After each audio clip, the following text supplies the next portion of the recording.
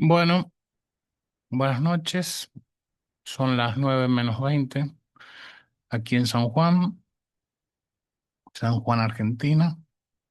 Eh, Vamos a continuar con eh, el oficio de científico de Pierre Bourdieu. Eh,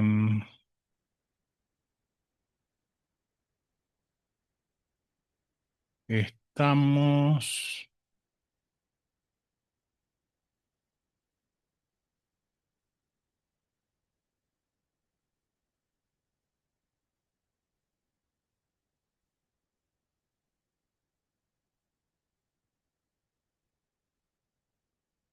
em, ¿cómo hago para ver el título del capítulo? Es que todavía no me familiarizo con el formato de PUB.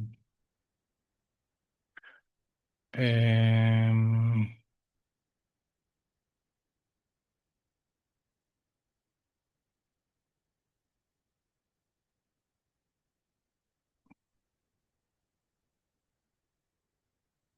Bien, estamos dentro de un mundo aparte, que es el segundo apartado del libro,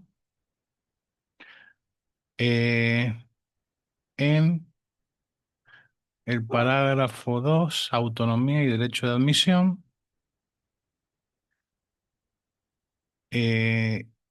Todavía en autonomía y derecho de admisión, a la mitad más o menos de ese apartado.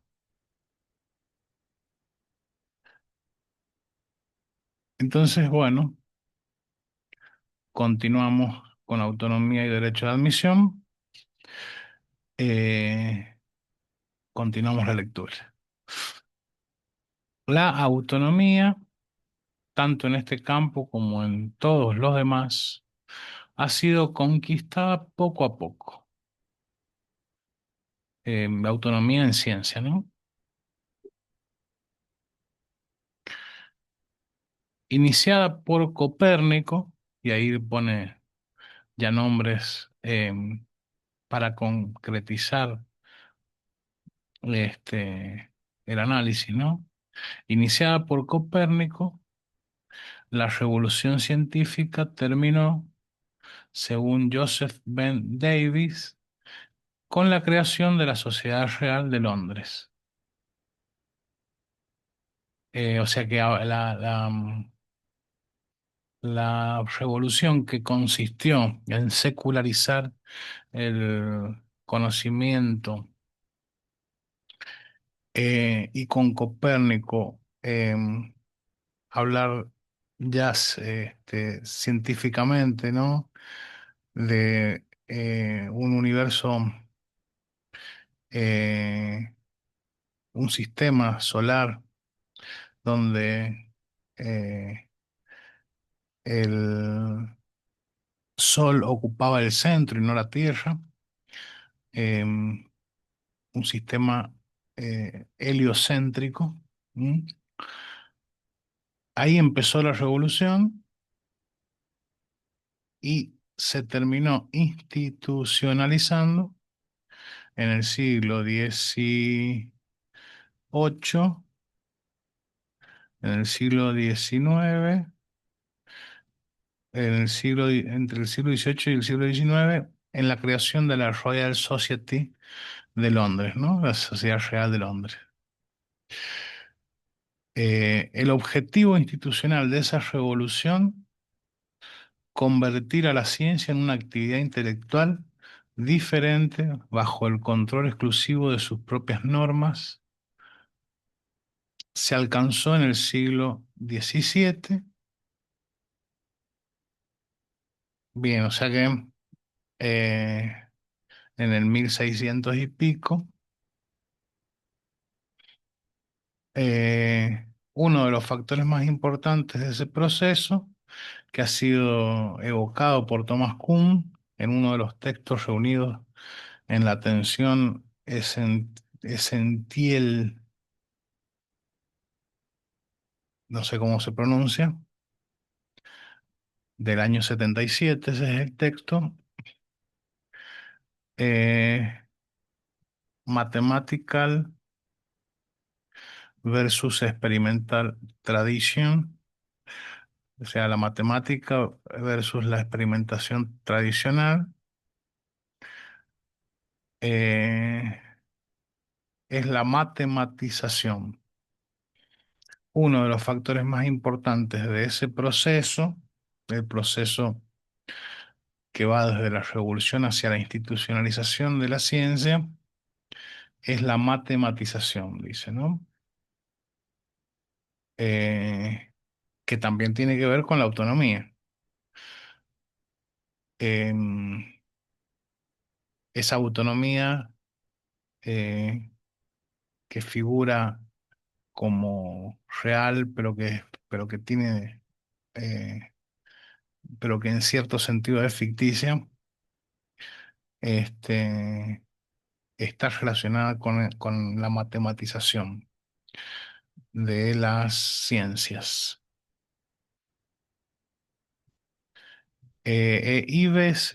Sigo leyendo, Ives Gingras, en un artículo titulado Mathematization and Exclusion Sociality de la formación de citas savantes. Bueno, todo ese título en, en el 2002 muestra que la matematización marca el origen de varios fenómenos convergentes que tienden en su totalidad a reforzar la autonomía del mundo científico y en especial de la física. No es cierto que ese fenómeno actúe en todas partes y siempre con los mismos efectos, sobre todo en las ciencias sociales. Claro, porque la matematización en las ciencias sociales no tiene la importancia que tiene en una ciencia como la física, ¿no? Que la vertebra. A la física, la matematización es una columna vertebral, sin la cual la física no tendría eh, la potencia que tiene hoy en día, al menos como discurso, ¿no? La matematización produce de entrada un efecto de exclusión del campo de discusión. Claro, ¿por qué? Porque hay que ser un avesado, este, em, conocedor de las herramientas matemáticas de las cuales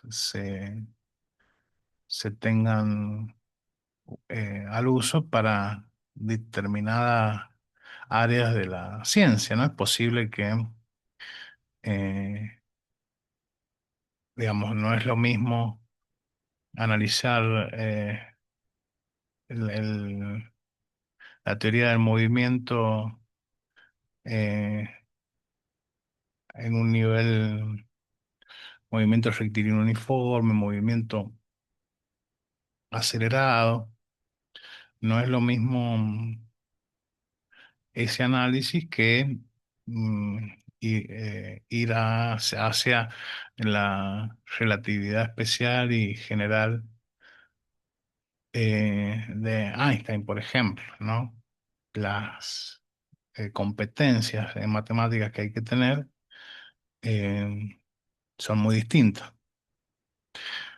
En el primer ejemplo, con tener eh, las nociones de derivada e integrales, ya alcanza.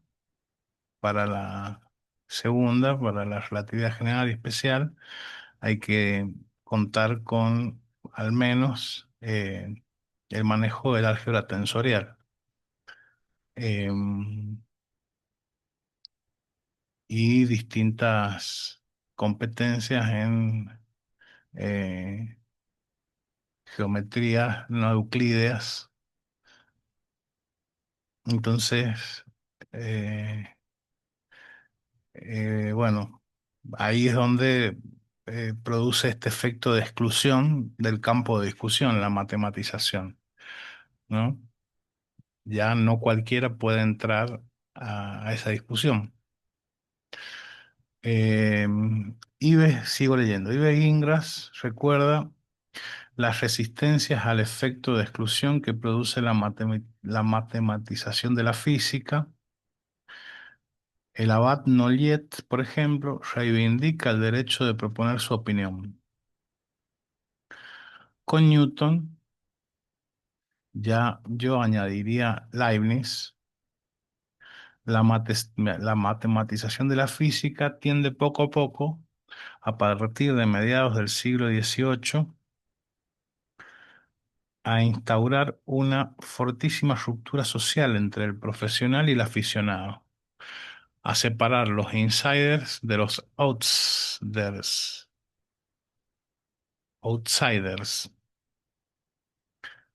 claro, los que están adentro y los que están afuera, en el sentido de la competencia en la disciplina, ¿no? Eh, el dominio de las matemáticas que se adquiere en el momento de la formación se convierte en el derecho de acceso y no solo reduce el número de lectores, sino también el de productores potenciales, cosa que, como se verá, tiene enormes consecuencias. Las fronteras del espacio son lentamente redefinidas de tal manera que los lectores potenciales están cada vez más limitados a los contribuyentes potenciales.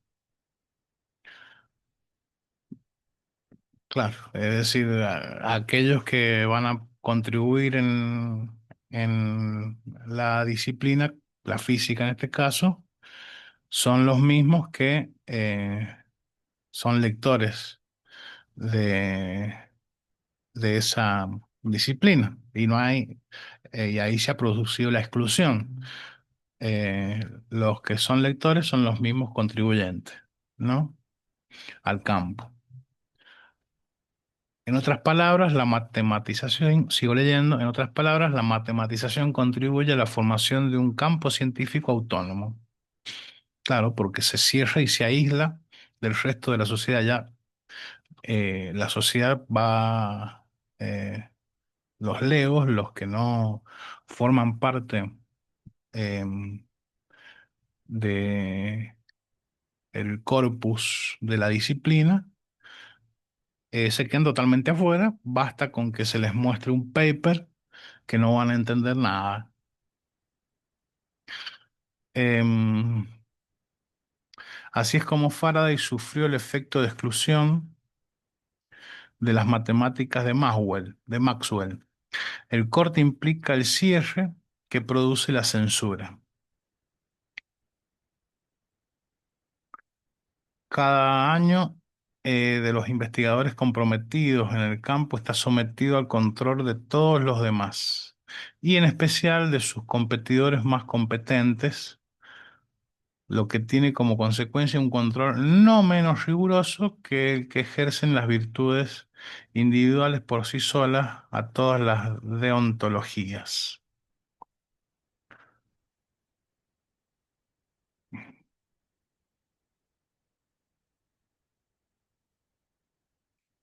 Segunda consecuencia de la matematización, la transformación de la idea de explicación.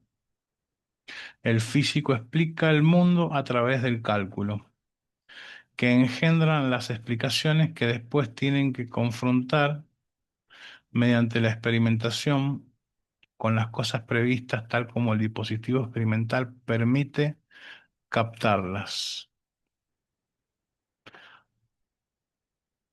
Entonces, transformación de la idea de explicación. Si Kuhn hubiera construido su modelo de revolución apoyándose en el caso de la revolución newtoniana, en lugar de hacerlo sobre el caso de la revolución copernicana, habría visto que Newton fue el primero en ofrecer unas explicaciones matemáticas que implican un cambio de teoría física, sin tomar necesariamente posición sobre la ontología correspondiente, entre paréntesis, evidentemente cabe hablar de acción a distancia, etcétera. Cierra paréntesis, sustituía una explicación basada en el contacto mecánico, como en el caso de Descartes o en el de Leibniz, por una explicación matemática, cosa que supone una redefinición de la física. Claro, no es lo mismo una explicación a través del contacto mecánico que a través de una explicación matemática. Eso es la transformación de la idea de explicación. Em,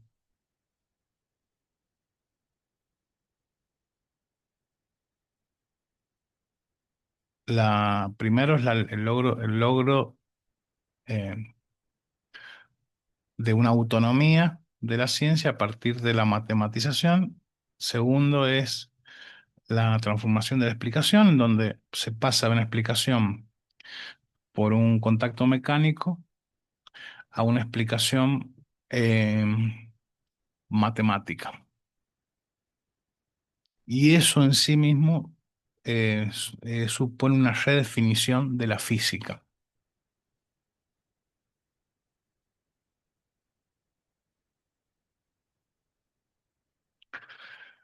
Esto provoca un tercer efecto de la matematización, que podríamos llamar la desustancialización.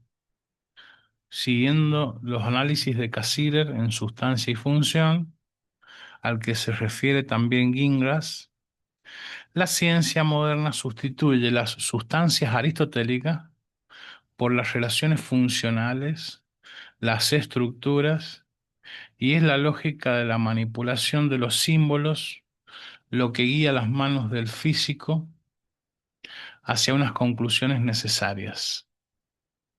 Y es la lógica de la manipulación de los símbolos lo que guía las manos del físico hacia unas conclusiones necesarias. Claro, se vuelve, está diciendo en otros términos, esa desustancialización, eh, esas relaciones funcionales y las estructuras, está diciendo que se vuelve estructuralista la ciencia.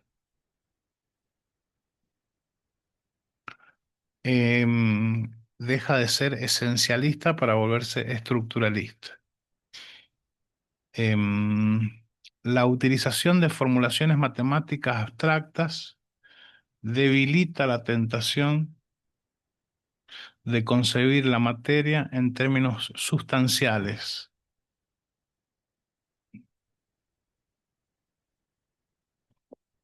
y conduce a hacer hincapié en los aspectos relacionales. Pienso aquí en un libro de Michel Vidbol, Mecánica Cuántica, del año 1996, del siglo pasado, que permite entender el proceso de desustancialización de la física por la mecánica y más exactamente por el cálculo de probabilidades, que funciona como un simbolismo predictivo. El cálculo de probabilidades permite ofrecer previsiones a propósito de medidas ulteriores a partir de los resultados de medidas iniciales. Bitbol o Bitbol, que se sitúa en la tradición de Bohr, evita cualquier referencia a algo real, cualquier afirmación ontológica a propósito del mundo. Cita, lo que se mide con los instrumentos. Sirve de base a unas experimentaciones que permiten prever unas medidas. La epistemología no tiene que tomar posición sobre la realidad del mundo. Se limita a tomarla respecto de la predictibilidad predecibilidad de determinadas medidas mediante la utilización del cálculo de probabilidades, apoyándose en unas medidas anteriores. El cálculo de probabilidades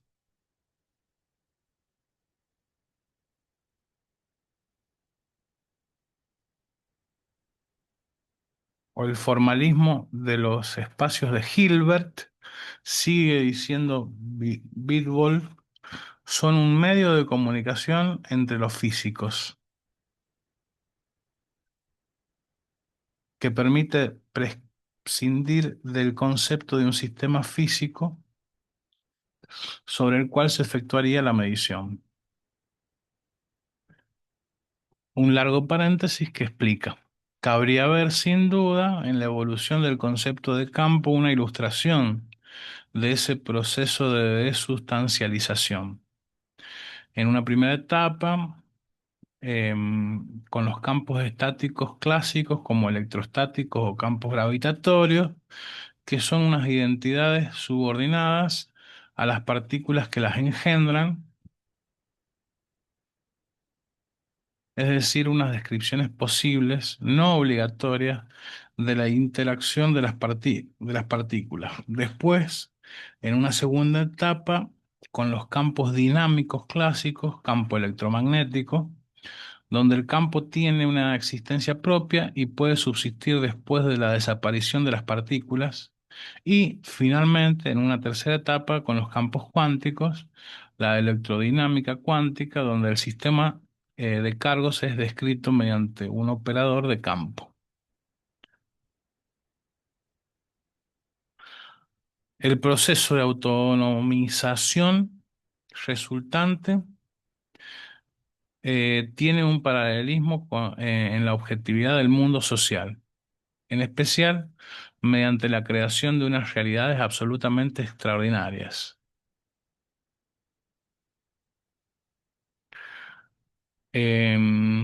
Nosotros no lo vemos porque estamos acostumbrados a ellas, las disciplinas. La institucionalización progresiva en la universidad de esos universos relativamente autónomos es el producto de luchas de independencia que tienden a imponer la existencia de nuevas entidades y las fronteras destinadas a delimitarlas y a protegerlas. Las luchas por las fronteras tienen a menudo como objetivo el monopolio de un nombre con toda suerte de consecuencias, líneas presupuestarias, puestos de trabajo, créditos, etcétera.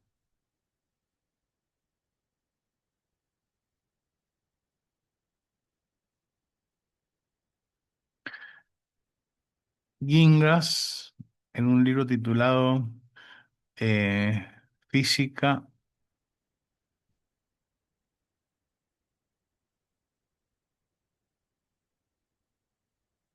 bueno, Physics and the Rise of Scientific Research in Canadá. Diferencia, en este libro diferencia el desarrollo de un campo científico, en primer lugar, la aparición de una práctica de investigación, o sea, de un agente cuya práctica se basa más en la investigación que en la enseñanza, y la institucionalización de la investigación en la universidad mediante la creación de las condiciones favorables a la producción de saber y a la reproducción a largo plazo del grupo. Y, en segundo lugar, la constitución de un grupo reconocido como socialmente diferenciado y de una identidad social bien disciplinaria a través de la creación de asociaciones científicas. Leo de vuelta que me perdí. Entonces, en ese libro, Gingras señala diferencia en el desarrollo de un campo científico. En primer lugar, la aparición de una práctica de investigación, o sea, de un agente cuya práctica se basa más en la investigación que en la enseñanza.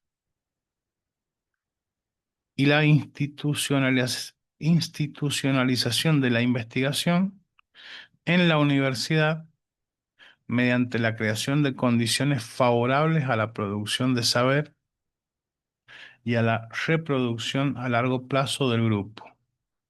Y, en segundo lugar, la constitución de un grupo reconocido como socialmente diferenciado y de una identidad social, bien disciplinaria a través de la creación de asociaciones científicas, bien profesional a través de la creación de una corporación. Los científicos se dotan de representaciones oficiales que les dan una visibilidad social y defienden sus intereses. Este último proceso sería descrito de manera excesivamente simple, llamándolo profesionalización. En realidad, nos encontramos con dos prácticas de la física, confinada la primera en la universidad y abierta la segunda a los medios industriales, donde los físicos compiten con los ingenieros. Tenemos a un lado la construcción de una disciplina científica con sus asociaciones, sus reuniones, sus revistas, sus medallas y sus representaciones oficiales, y al otro, la delimitación de una profesión que monopoliza el acceso a los títulos y a los empleos correspondientes. No sé por qué, mientras venía leyendo, pensaba si la proliferación de las inteligencias artificiales y este, tiene alguna incidencia en la estructuración que viene proponiendo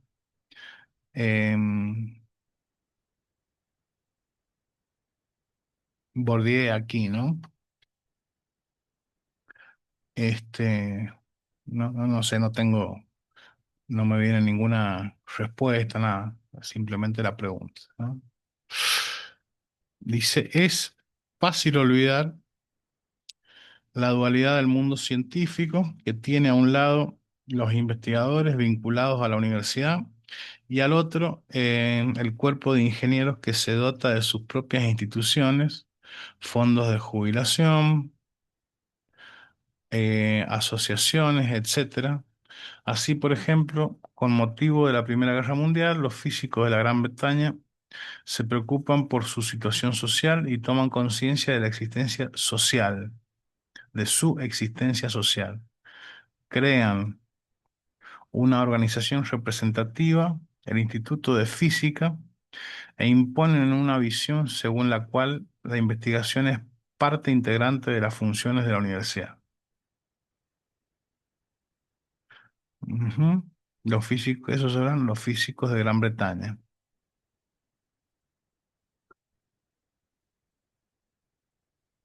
Em, Toman conciencia de su existencia social y esa toma de conciencia tiene que ver con crear una organización representativa que se llama Instituto de Física, y en la lucha política imponen la visión según la cual la investigación es parte integrante de las funciones de la universidad, ¿no? Comprometen a la universidad con la investigación del Instituto de Física. El proceso de automatización, el proceso de autonomización, es decir, el hecho de ir convirtiéndose en un campo autónomo, va unido a la elevación del derecho de admisión explícito o implícito. El derecho de admisión es la competencia, el capital científico incorporado, por ejemplo, tal como acabamos de ver, el conocimiento de las matemáticas, que cada vez es exigido con mayor imperiosidad, convertido en sentido del juego, pero también es la apetencia, la libido la libido científica, la ilusio, la creencia, no solo en lo que está en juego, sino también en el propio juego. Es decir, en el hecho de que la cosa vale la pena, compensa jugarla. Al ser producto de la educación, la competencia y la apetencia están, em,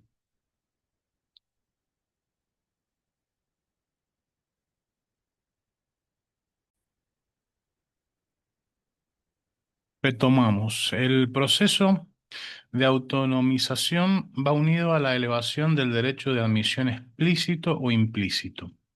El derecho de admisión es la competencia. El capital científico incorporado, por ejemplo, tal como acabamos de ver, el conocimiento de la matemática, cada vez exigido con mayor imperiosidad, convertido en sentido del juego.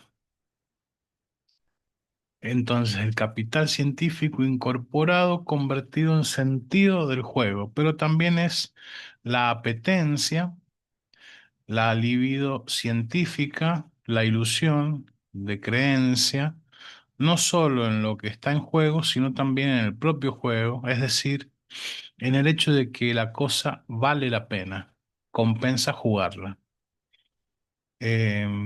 Claro, ahí entra en juego toda la estrategia de marketing, ¿no? Que tiene em, la ciencia con sus mecanismos de divulgación científica, ¿no? La física, en ese sentido, em, ha ganado, este, ha tenido una estrategia muy virtuosa porque ha producido tecnología y ha producido la vidriera para esa tecnología que son sus mecanismos de divulgación científica, que son personas que se dedican a hablar de los logros de la ciencia para que sean haciendo como un mecanismo pedagógico eh, para que el mundo no científico comprenda la importancia de la investigación en física y los logros tecnológicos de esa misma investigación. ¿Sí? Entonces, con eso se va abonando que la cosa vale la pena. No pasa lo mismo, por ejemplo, con la arqueología, la paleontología, la sociología, la historia. Es decir,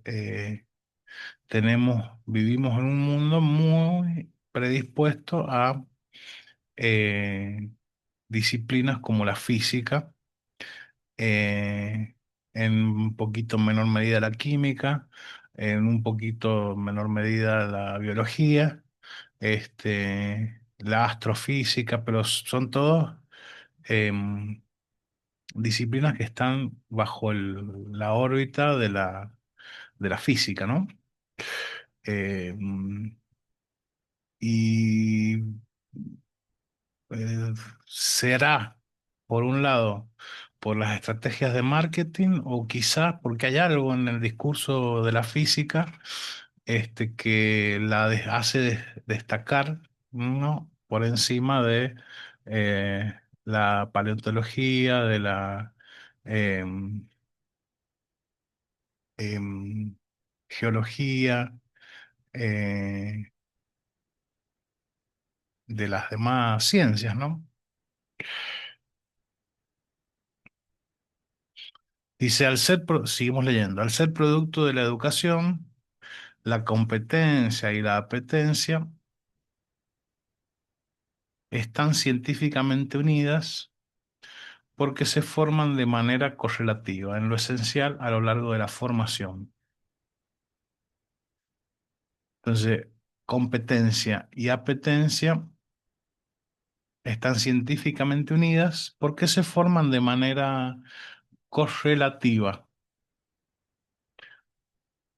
Es decir, a medida que uno va aprendiendo, se va copando, digámoslo así, bien vulgar.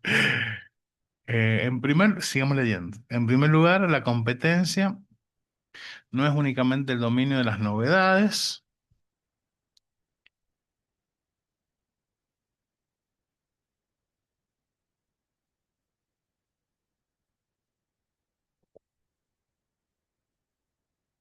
de los recursos acumulados en el campo, matemático especialmente, es el hecho de haber incorporado, transformado en sentido práctico del juego y convertido en reflejos el conjunto de los recursos teórico-experimentales,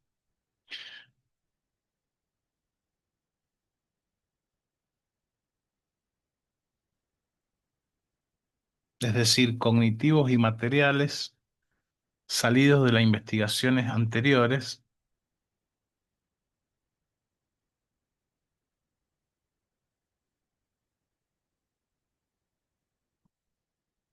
La tensión esencial a que se refiere Kuhn está inscrita en el hecho de que la tradición, que debe ser dominada para entrar en el juego, es la condición exacta de la ruptura revolucionaria.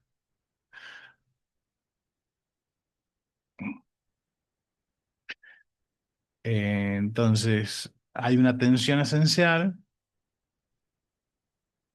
eh, que corresponde a que para entrar en el juego eh,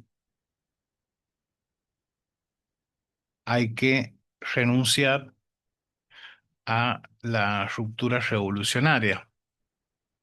En cierto sentido, me van a matar por lo que voy a decir, pero en cierto sentido, el terraplanismo podría considerarse una ruptura revolucionaria, ya que eh, se han producido hasta verdaderas programas de investigación eh, del terraplanismo y, eh, y esa ruptura revolucionaria este, te deja fuera del paradigma en términos de Kuhn, ¿no? Entonces, la tradición debe ser dominada para entrar al juego. La tradición debe ser dominada para entrar al juego. O sea, no puedes decir que la Tierra es plana.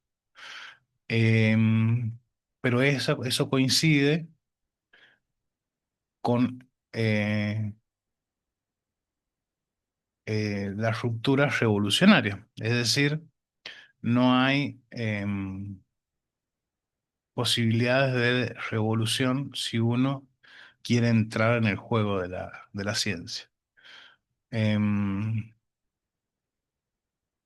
Así pues, dice, el derecho de admisión es la competencia, pero una competencia como recurso teórico experimental incorporado, convertida en sentido del juego o hábito científico como dominio práctico de varios siglos de investigación y de adquisiciones de la investigación, en forma, por ejemplo, de un sentido de los problemas importantes e interesantes o de un arsenal de esquemas teóricos y experimentales que pueden aplicarse por transfer a los nuevos territorios.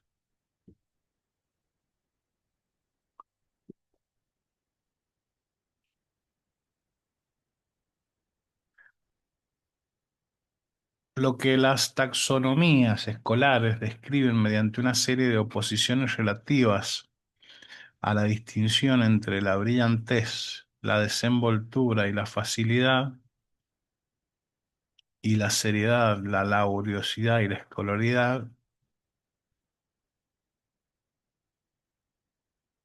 es la relación de ajuste perfecto con las expectativas de exigencias de un campo que no solo exige unos saberes, sino también una relación con el saber adecuada para hacer olvidar que el saber ha tenido que ser adquirido. Esto es genial, ¿no? No solo exige unos saberes, sino también una relación con el saber adecuada para hacer olvidar que el saber ha tenido que ser adquirido, aprendido o para demostrar que el saber está tan perfectamente dominado que se ha convertido en automatismo natural en oposición a las competencias librescas del opositor que tiene la cabeza llena de fórmulas con las que no sabe qué hacer ante un problema real.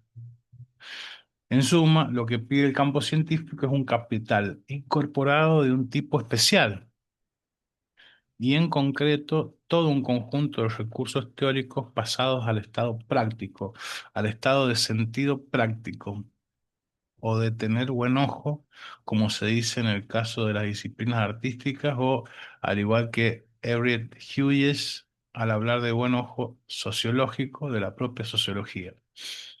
Bueno, esta exigencia de no solo de un saber, sino de un saber que olvida que ha tenido que ser aprendido. Eso es tremendo porque eh, ese es el juego a partir del cual eh, aparece un sentido común, podríamos decir, eh, fuera del cual eh, todo el que posee un capital, pongamos por caso un capital extra a, a ese capital científico que olvida que ha sido aprendido, queda por fuera de las consideraciones del campo, ¿no? Excluido.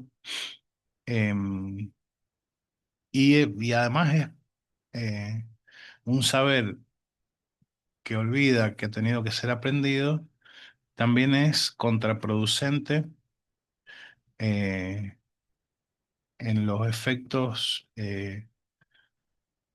prácticos, pero que pueden ser integrados en el área de la filosofía, cuando eh, recapacita, reflexiona sobre los logros científicos, ¿no? Em, Se produce una tensión muy violenta por parte de los que portan ese capital que olvida que ha tenido que ser aprendido, al contrario del filósofo, en particular los filósofos contemporáneos, posmodernos, en donde verdaderamente está la idea siempre helicoidal, al estilo del programa fuerte en Sociología de la Ciencia, ¿no? De que el saber es un constructo em, y por lo tanto eh, los objetos de ese saber, los objetos de estudio de ese saber son una construcción que pueden materializarse, como en el caso de la física, de la química, que pueden materializarse en eh, tecnología, ¿no? Bueno, hoy la biología también le pasa lo mismo, más claramente que hace un tiempo el genoma humano fue un proyecto tecnológico fantástico de la biología, ¿no? Pero hoy en día hay herramientas de la biología para edición genética eh, y farmacológica impresionante. Este, bueno, em, no está bueno, digamos, que eh, el saber aprendido olvide eh, que ha sido aprendido, ¿no? Em, pero quizás es una limitación del modo en cómo se ha ido desarrollando el aprendizaje y la investigación en ciencias, ¿no? Quizás sea irrenunciable eso.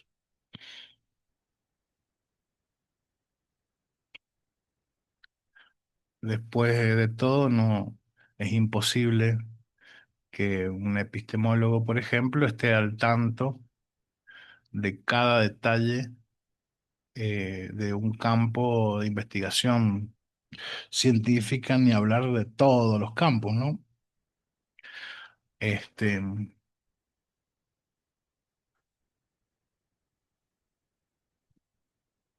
sigo leyendo. Con una de las disciplinas vista como campo, se define a través de un nomos. Cada una de las disciplinas vista como campo se definen a través de un nomos especial, un principio de visión y de división, un principio de construcción de la realidad objetiva irreductible al de cualquier otro principio, de acuerdo con la fórmula de Saussure. Cita. El punto de vista crea el objeto. La arbitrariedad de este principio de constitución, que es constitutivo del punto de vista disciplinario, se manifiesta en el hecho de que es enunciado casi siempre en forma de tautología, como por ejemplo en el caso de la sociología, explicar lo social mediante lo social, o sea, explicar sociológicamente las cosas sociales.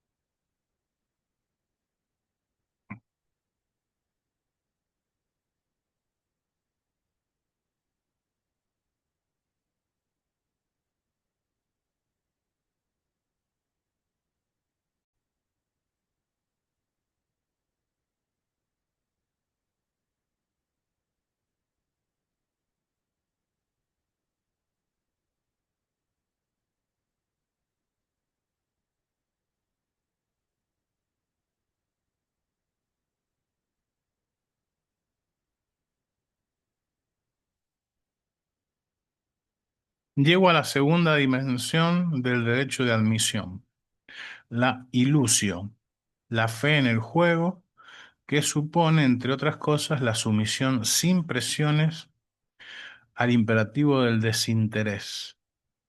Chapin, autor en colaboración con Simon Schaffer de un libro sobre la bomba neumática, muestra que el nacimiento del campo coincide con la invención de una nueva fe. En un principio, la experiencia se realizaba en las public rooms de las residencias privadas de los gentlemen. Un conocimiento aparece como auténtico, autentificado y homologado cuando accede al espacio público, pero un espacio público de un tipo especial. La condición de gentleman que sustenta la validez de los testimonios y por tanto la reliability y la objetividad del conocimiento experimental. Y eso porque se la supone libre de todo interés, a diferencia de los servidores que también pueden asistir a la experiencia. Los gentlemen son independientes de la autoridad y del dinero, autónomos. El testimonio válido es una relación de honor entre hombres de honor, o sea, entre hombres libres y desinteresados que se reúnen libremente en torno a fenómenos experimentales y crean el hecho autentificado. Los experimental trails señalaban el paso del espacio privado las mansiones nobles tenían su parte pública y su parte privada, al espacio público de las academias y con ello de la opinión al conocimiento. Así pues, la legitimidad del conocimiento depende de una presencia pública en unas fases determinadas de la producción de conocimiento.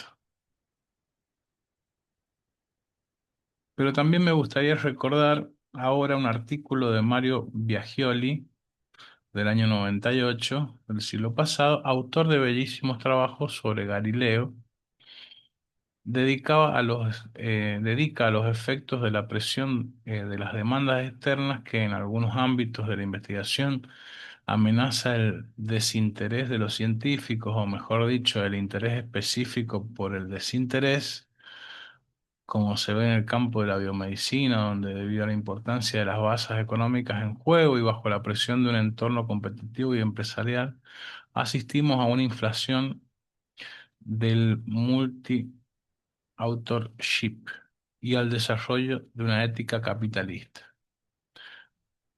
Biagioli descubre la tensión entre el desinterés obligado que imponen las censuras abundantes que ejerce el campo sobre cada uno de los comprometidos en él. Estar en un campo científico es como estar en unas condiciones en las que uno está interesado en sentirse desinteresado, sobre todo porque el desinterés es recompensado.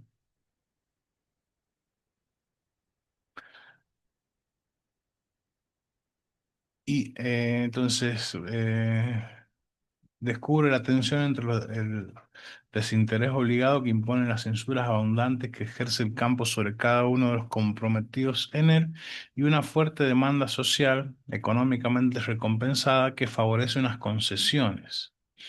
Insiste en el hecho de que en el ámbito científico existe una diferencia entre la ley de la propiedad intelectual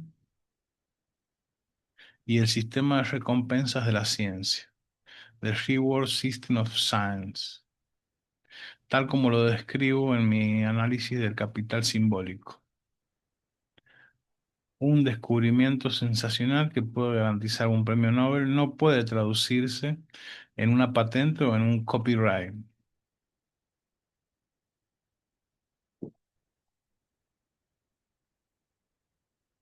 El premio del crédito científico no es el dinero, sino las recompensas garantizadas por la valoración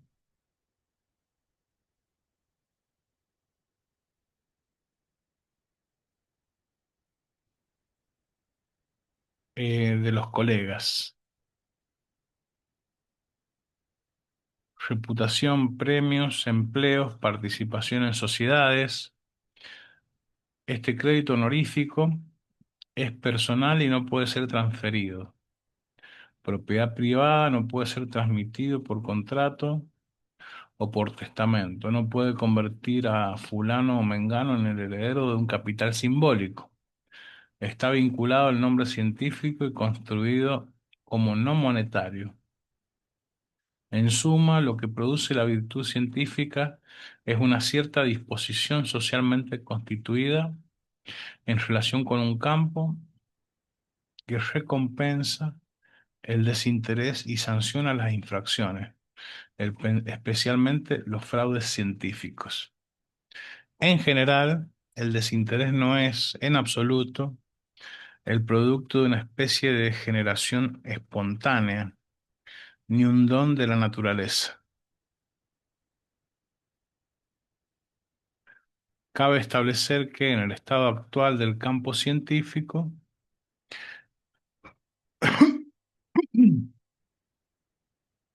es el producto de la acción del sistema escolar y de la familia,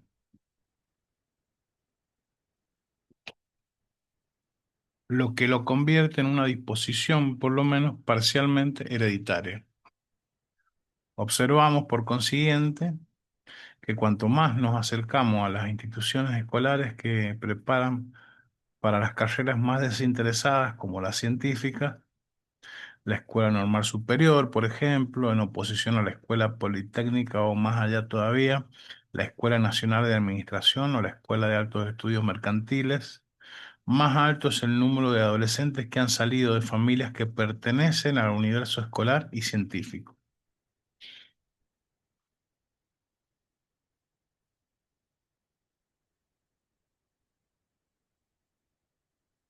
Existe una especie de ambigüedad estructural del campo científico y del campo simbólico que podría ser el principio objetivo de la ambivalencia de los sabios, ya mencionada por Merton respecto a las reivindicaciones de prioridad.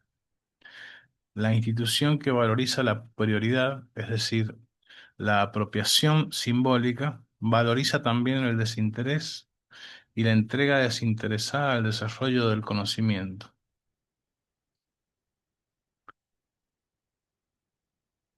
The, shel- the selfless dedication to the advancement of knowledge. Merton, 1973. El campo impone simultáneamente la competición egoísta, los intereses a veces desenfrenados que engendra, a través, por ejemplo, del miedo a haberse adelantado en algún descubrimiento, y el desinterés.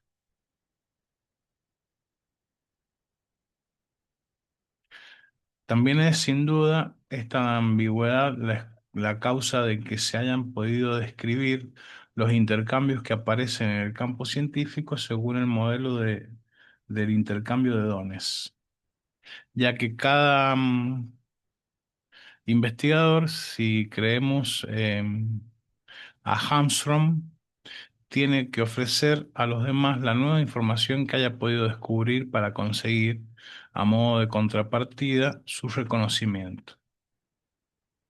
En realidad, la búsqueda del reconocimiento siempre es fuertemente negada en nombre del ideal de desinterés.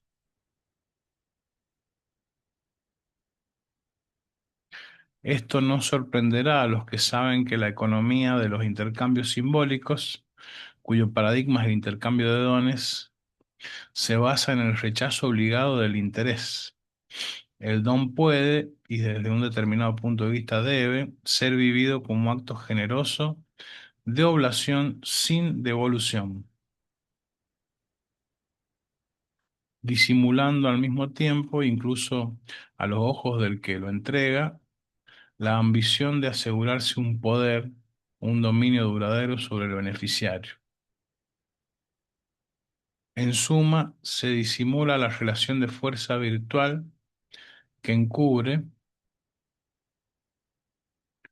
Remito sobre este punto a los análisis de la doble verdad del don que he presentado de manera muy especial en las meditaciones pascalienes en el 97. Y cabría mostrar que el capital científico participa de esa ambigüedad en tanto que relación de fuerza basada en el reconocimiento.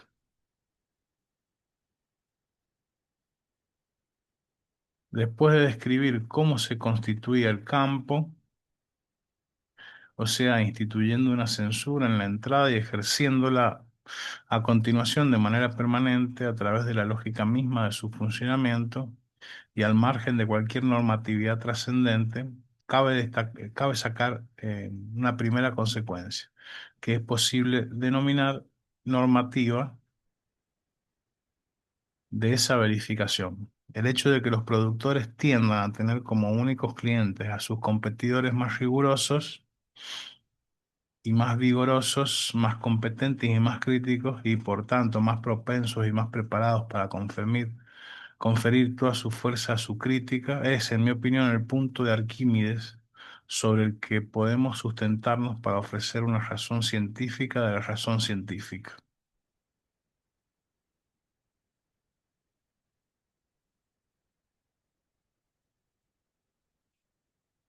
Para arrancar a la razón científica de la seducción relativista y explicar que la ciencia puede avanzar incesantemente hacia una mayor racionalidad sin verse obligada a apelar a una especie de milagro fundador. No es necesario escapar de la historia para entender la emergencia y la existencia de la razón en la historia. El ensimismamiento del campo autónomo constituye el principio histórico de la génesis de la razón y de la emergencia de su normatividad. Yo diría que porque la he constituido, aunque sea muy modestamente, en problema histórico, capacitándome y situándome de ese modo para establecer científicamente la ley fundamental del funcionamiento de la ciudad científica, he podido resolver el problema de las relaciones entre la razón y la historia o de la historicidad de la razón, problema tan antiguo como la filosofía que muy especialmente en el siglo XIX ha obsesionado a los filósofos. Claro, hoy tenemos eh, Peano, Russell, Hilbert, Gödel, eh, trabajando en fundamentar a la matemática a partir de la lógica por un lado, o en encontrar eh, una autojustificación para la matemática. Este, por eso dice que el problema de la historia de la razón es algo que ha fascinado, eh, que ha obsesionado a los filósofos, digamos, ¿no? En el siglo XIX. Otra consecuencia del ensimismamiento vinculada a la autonomía es el hecho de que el campo científico obedece una lógica que no es la del campo político. Bueno, afirmación eh, controvertida, digamos, ¿no?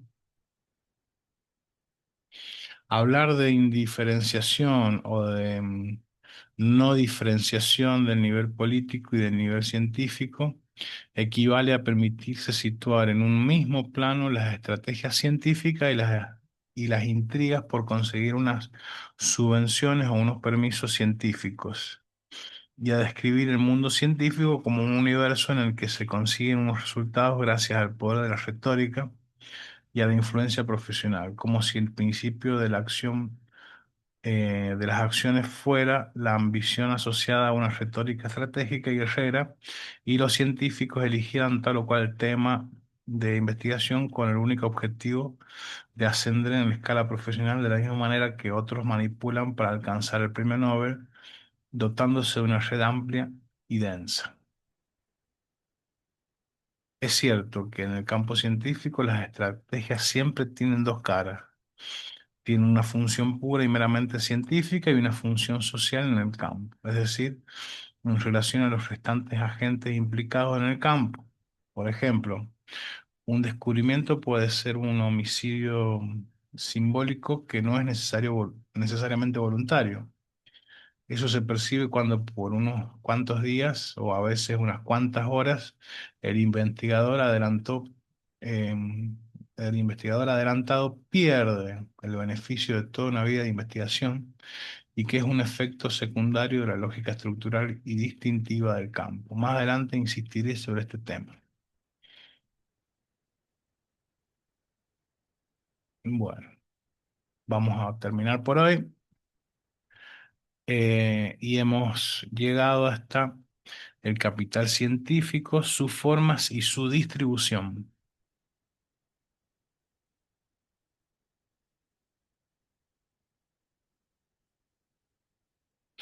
Así que muchas gracias seguir, por seguirme en el canal. Gracias por escuchar. Nos estamos viendo.